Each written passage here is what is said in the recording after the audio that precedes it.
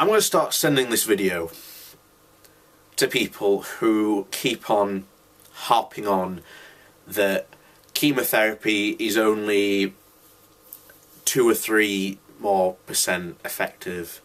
So if you're receiving this video, first off, let me say you are 100% wrong, because the first thing you have to read is what I will be reading from, and is what I will send you if not this video. And there will be a link to the blog in question that we are looking at. So let's begin, shall we? Anyway, this is on the Anaxium Peritor blog, and this is blogging against alternative cancer treatments. So first off, many people go, "Oh, but it's an anti alternative treatment blog. Oh, I should know." You should read it anyway, because, quite frankly, you're wrong. And I'm sorry, but there's no gentler way to put it. You've been lied to. These people that are quoting you and going on that, oh, it's only 1% effective, are absolutely wrong. Because, first of all, the average cure rate for cancer,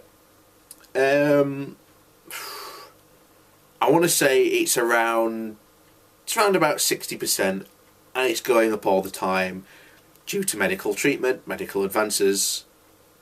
So, sorry, chemotherapy is not 2 to 3% effective, because if that was the case, then you're saying that 98% of people who have cancer and are treated with chemotherapy, 98% die. That is a huge number you could prove easily by looking at cancer death rates. Except that is not what we are seeing. Cancer deaths have continually dropped year on year. Why? Because new methods of treatment, new drugs, new ways of improving chemotherapy and radiation. Do these people care that that's going on? No. Because this is their competition. The best thing they can do is demonise the living hell out of chemotherapy, and chemotherapy is incredibly easy to demonise given its side effects.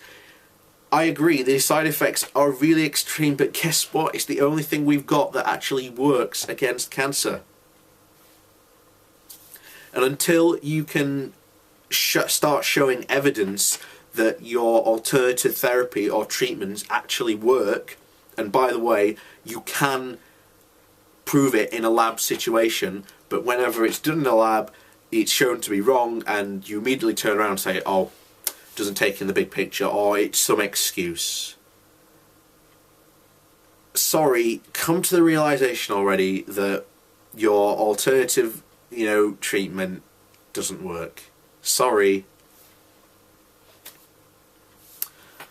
But this goes on even more, because the stated aim of the study itself that they're misquoting, and they are misquoting, was a literary search for randomized clinical trials reporting on a 5-year survival benefit attributed solely to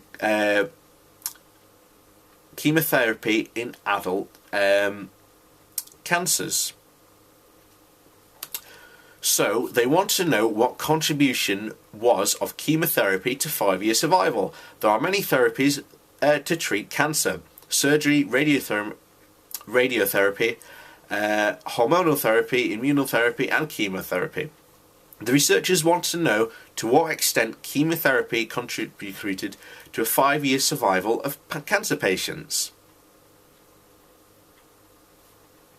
So of all the patients, well, of the 154,000 patients of the examined, right, over 3,306 of these 5-year survival could solely be attributed to chemotherapy. Right? Again, this is the, we'll continue with this. We'll get to what's annoying me later. So in 98% of these patients, the 5-year survival rate was due to a combination of factors, of which chemotherapy was also a factor, and sometimes was not. The researchers then extrapolated the outcomes to all cancers. The average 5-year cancer survival rate in Australia at the time of the study was 60%. On the basis of the extrapolation of the outcome of their study, the researchers estimated that the average contribution to the 5-year survival rate would be 2.3% in Australia and 1.2% in the USA. Alright?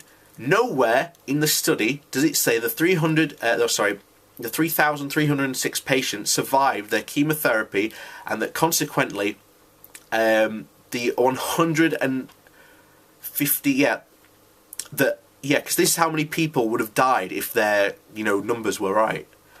Well, it would have been the death rate for people who died because of chemotherapy would have been 1 million. Yeah, it would have been around 1 million patients. Yeah, it would have been 151,000 patients would have died of chemotherapy.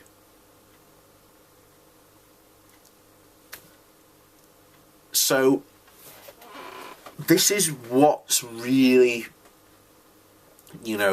pissed me off about this study, because it's the same thing when you're talking to anyone who's pushing these alternative theories. The second mainstream does a paper or whatever that maybe slightly agrees with them, they're like all over it, and they haven't read the paper. They've just read what the paper's called, and they've read possibly the conclusion. And they thought of going, oh yes, it must support us. Not even read what the paper is or what it's about. And again, if their numbers were right, and that you're saying that chemotherapy kills on average 97% of cancer patients, the numbers would reflect that, but they're not. You're absolutely 100% wrong. And again, the blog goes on to describe even more about about the study and how, why it's being misquoted by these people pushing their the anti-chemotherapy agenda, because they're after one thing: they're after money. And this is simple business. If you've got competition, there are two ways you can do your competition. You've got to say that you're better than your competition. And this is one of the things that they're doing, to say that they're better than their competition. And they're not. They're absolutely lying through their teeth. And it's left to, ironically, people like me to point out to these idiots that are supporting this idea. And I'm sorry, if you support this idea, then you're an idiot. I've given you the link, and if you choose to read it or not, then I'm sorry, the evidence is right there, smacking dab in the front of your face. And if you're not going to read it, then you're a cretin.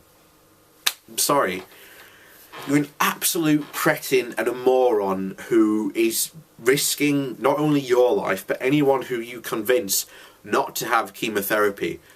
You are risking their lives as well. So you're in fact a murderer. I've often said that one of the things they really need to start doing is they need to start recording people who die who are on alternative treatments, because they don't at the moment. So we don't know how many people who do alternative treatments for cancer or whatever, you name it, are actually dying, because when they die of the cancer, or they die of whatever the alternative treatment was promising to cure. So there's this huge number that could be potentially be there, but it's not. And I've always said, if your member of a family died because they went for alternative treatments instead of, you know, conventional medicine, then you need to speak out about it. And you need to tell people that, you know, it may be hard for you to say that, your member of family went through all this suffering, or friend went through all this suffering and, you know, died because of, alternative medical treatments, rather than going to the conventional ones, which are proven to work. Then you need to speak out. And I encourage anyone that, you know, start speaking out, because this is what needs to happen desperately. And then hopefully we'll start to make a dent in these thick skulls that are going around chanting these ridiculous ideas.